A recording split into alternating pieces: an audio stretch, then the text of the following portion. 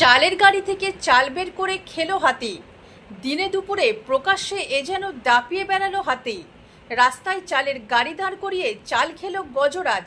আর এতেই ব্যাপক চাঞ্চল্য ৫ নম্বর রাজ্য সড়কের উপর। ঝাড়গ্রাম জেলার ঝাড়গ্রাম থেকে লোধাশুলি যাওয়ার ৫ নম্বর রাজ্য সড়কের উপর গড়শালবনি রাস্তার ওপর একটি স্কুলের সামনে এই ঘটনা ঘটে। মূলত হাতিটি খাবারের সন্ধানে লোকালয়ে প্রবেশ করে। রাজ্য সড়কের উপর হাতি উঠে যাওয়ায় সমস্ত যান চলাচল বন্ধ হয়ে যায়।